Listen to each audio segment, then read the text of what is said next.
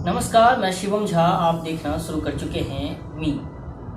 आज हम बात करेंगे कोरोना के संक्रमण को लेकर हो रही राजनीति के ऊपर। अब इस संक्रमण को, इस महामारी को हिंदू मुस्लिम का नाम भी दे दिया गया है। जी हाँ, मैं बात कर रहा हूँ दिल्ली के निजामुद्दीन इलाके में हुई इस्लामिक धार्मिक आयोजन यानी मरकज पर उठ रहे विवाद की। आइए आज हम इस विवाद की एनालिसिस करेंगे और इनसे जुड़े कई सवालों को जानने की कोशिश करेंगे।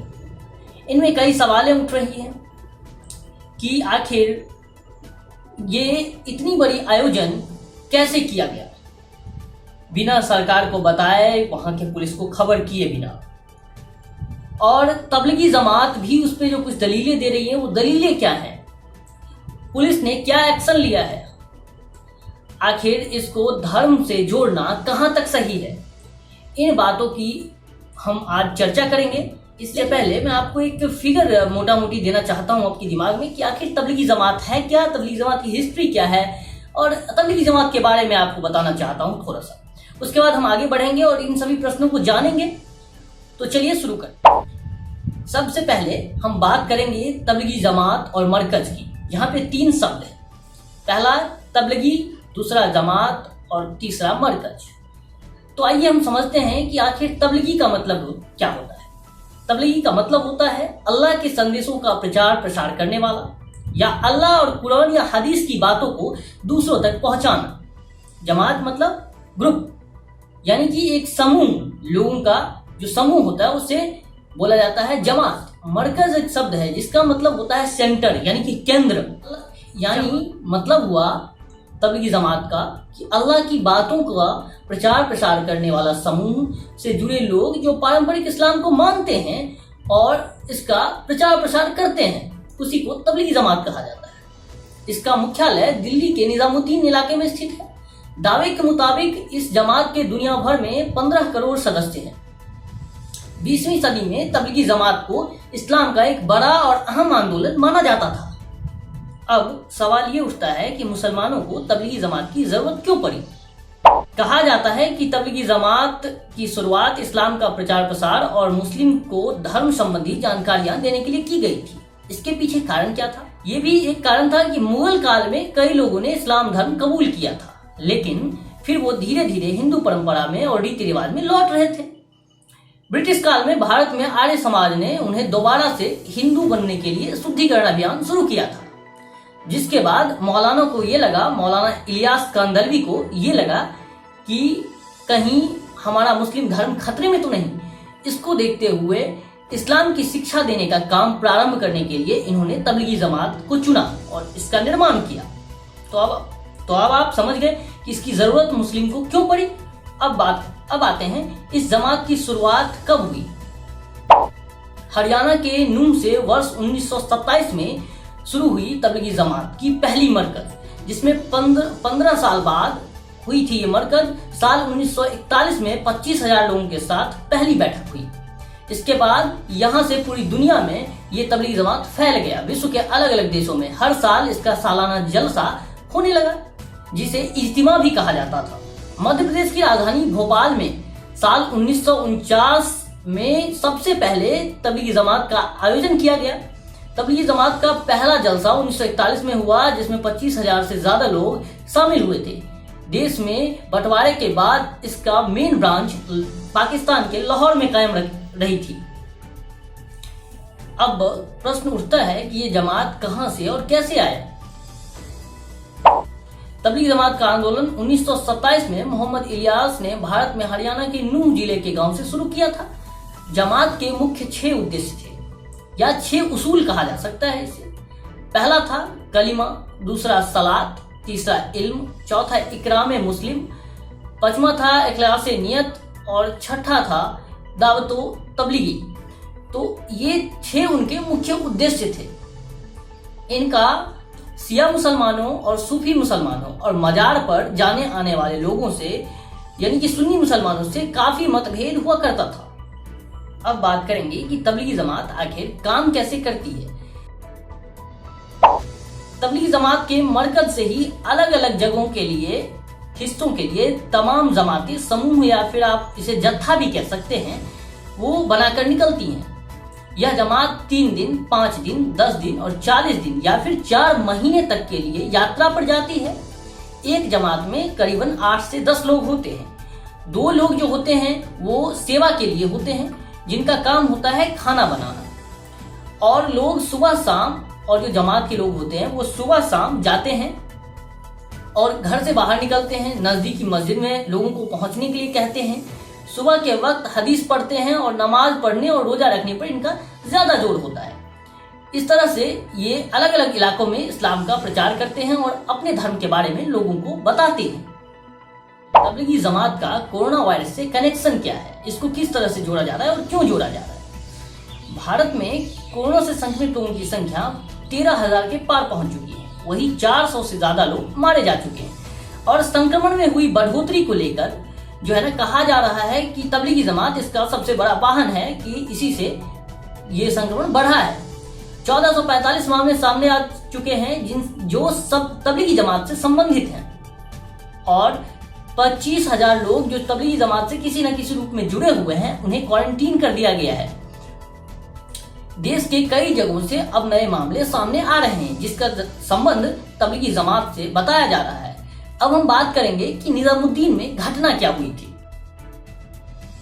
निजामुद्दीन में तबलीगी जमात के मरकज में शामिल हुए कई लोगों में कोरोना संक्रमण पाया गया। जमात की शुरुआत 13 मार्च से हुई थी। निजामुद्दीन इलाके में आलमी वाले बंगले वाले मस्जिद में जमात का सेंटर है, जहां 13 मार्च शुरू होने के बाद लोग यहाँ पे रोजाना आना जाना लगा रहा। जनता कर्फ्यू के बाद भी अगर हम बात करेंगे तो यहाँ लोगों का जो है सिलसिला चलता रहा और पक्की संख्या अभी नहीं बताई जा सकती कितने लोग वहां पे थे।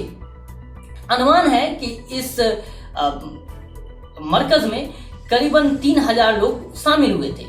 इसमें 15 देशों से आए कई विदेशी नागरिक भी थे। ज्यादातर इंडोनेशिया, मलेशिया, सऊदी अरब या श्रीलंका के रहने वाले थे। ये कई देश के राज्यों में गए थे और कहा जा रहा है कि इससे ही वायरस फैला है। बताया जा रहा है कि उत्तर प्रदेश, जम्मू कश्मीर, आंध्र प्रदेश और तेलंगाना में जो है इन्हीं के जमात के कारण कोरोना का संक्रमण बढ़ा है। जमात से बड़ी संख्या में लोगों का निकलना 22 मार्च को शुरू हुआ और 23 मार्च के दिन करीब 1500 लोग निकाले गए। उसके बाद आरोप लगाया जाना शुरू हो गया कि तबलीगी जमात समुदाय ही कोरोना फैला रही है। उसके बाद अलग अलग तर्क दिए जाने लगे। बीजेपी के सांसद दिल्ली प्रदेश अध्यक्ष मनोज तिवारी ने कहा कि ये लोग जानबूझकर इकट्ठा हुए हैं ताकि कोरोना को फैलाया जा सके। लेकिन एक बात आपको मैं साफ कर दूं और क्लियर कर दूं कि ये न किसी व्यक्ति को देखती है, न किसी धर्म को देखती है और न किसी जाति को देखती है। ये मानव समूह के लिए, मानव जाति के लिए खतरा है, तो इससे बच के रहें।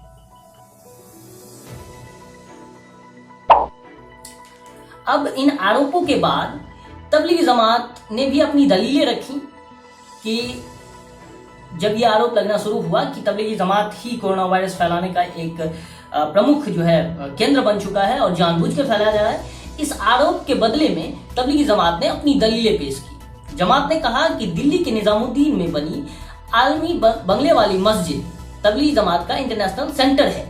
यहाँ साल भर में लोग जुटते हैं।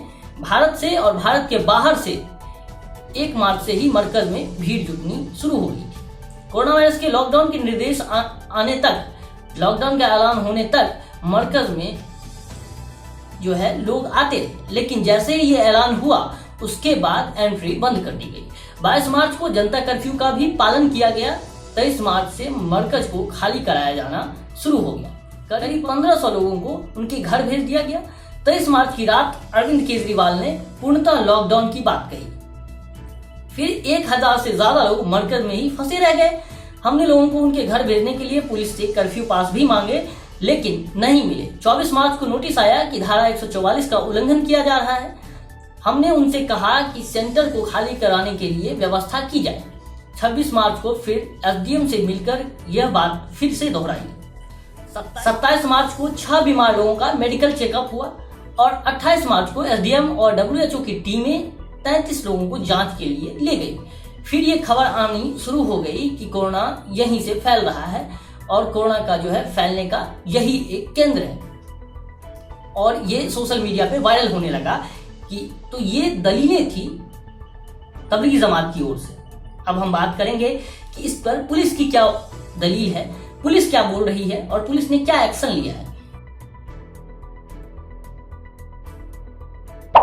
अब पुलिस का कहना है कि लोगों के एक जगह इकट्ठा ना होने को लेकर हमने 2 बार नोटिस दिया तबलीगी जमात को, 23 मार्च को और 28 मार्च को, लेकिन इसके बाद भी लोग एकजुट रहे। लोगों ने अपने कार्यक्रम में ज्यादा लोगों को कार्यक्रम में शामिल करते रहे।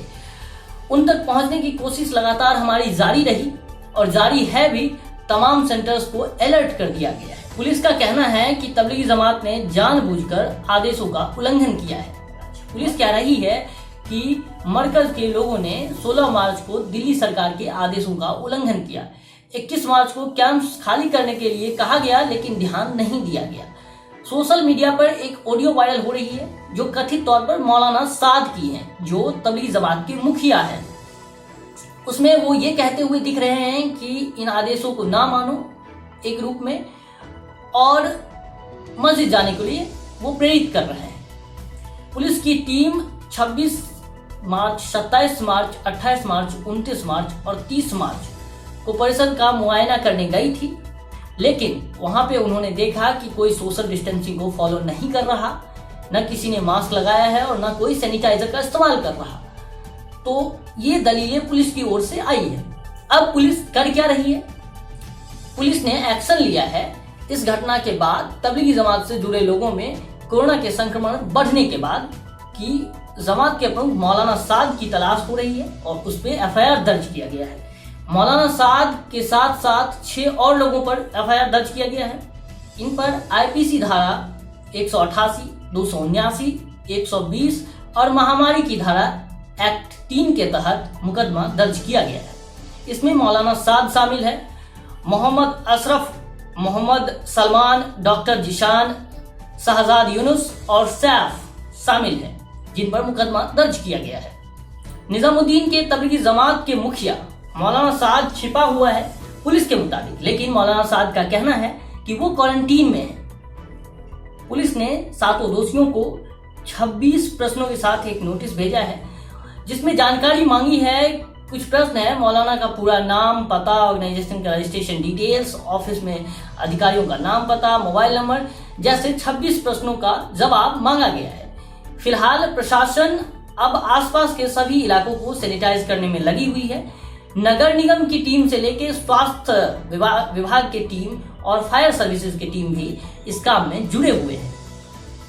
अब बात करेंगे इस तबलीगी जमात की घटना को धर्म से जोड़ना कहां तक सही है। कोरोना के कई हॉटस्पॉट हैं जहां से कोरोना फैला है, तो ये कहना कि केवल तबलीगी जमात नहीं फैला है, ये गलत है। आपको मैं बताऊं कि भीलवाड़ा में एक प्राइवेट अस्पताल के चलते कोरोना का संक्रमण फैला। मेरठ में दुबई से आए एक शख्स ने पब्लिक ट्रांसपोर्ट का इस्तेमाल किया, जिसके चलते भी कोरोना का संक्रमण फैला। ऐसे कई घटनाओं के कारण संक्रमण फैला, तो ये ठीक नहीं रहेगा कहना कि तबलीगी जमात के कारण ही कोरोना का संक्रमण फैला है।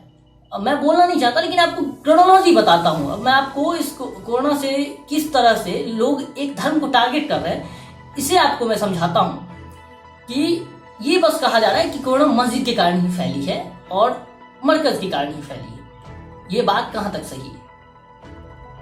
13 मार्च का जहां तक सवाल है कि वो मरकज खुला हुआ था और 13 मार्च से कार्यक्रम कैसे हुआ, तो आपको मैं बता दूं कि 13 मार्च को देश के स्वास्थ्य मंत्रालय ने कहा कि corona is not a health square. आपको मैं क्रोनोलॉजी बताता हूं। 16 मार्च को सिद्धिविनायक मंदिर भी बंद नहीं था। 16 मार्च तक उज्जैन का महाकालेश्वर मंदिर भी बंद नहीं था। 17 मार्च तक शिरडी का साईं बाबा मंदिर भी बंद नहीं था। 17 मार्च तक ही शनि श्रृंगलापुर मंदिर भी बंद नहीं था। 18 मार्च तक वैष्णो देवी का मंदिर भी बंद नहीं था। 20 मार्च तक काशी विश्वनाथ का मंदिर भी बंद नहीं था। 19 मार्च को प्रधानमंत्री ने पहली बार सोशल डिस्टेंसिंग की बात की। इससे पहले कहा जाता था कि ये हेल्थ स्केयर नहीं है। अब मैं आपको बताऊं, 23 मार्च को दुष्यंत सिन्हा, जो कनिका कपूर के पार्टी में शामिल थे, उन्होंने संसद अटेंड किया। उसके बाद 23 मार्च को मध्य प्रदेश में शिवराज सिंह चौहान शपथ लेते हैं, जिसमें कितने लोग भीड़ लगाए रहते हैं आपको भी पता है। तो सब कुछ निजामुद्दीन पर आ जाता है और निजामुद्दीन को ही टारगेट किया जाता है और धर्म का नाम लेना शुरू हो जाता है। इस पर जांच होनी चाहिए और जिसने भी गलती की है उस पर कानूनी कार्रवाई हो और उसको सजा मिलनी चाहिए, लेकिन इसे एक धर्म से जोड़ना गलत है और ये तार्किक भी नहीं है, आपको मैंने बता दिया।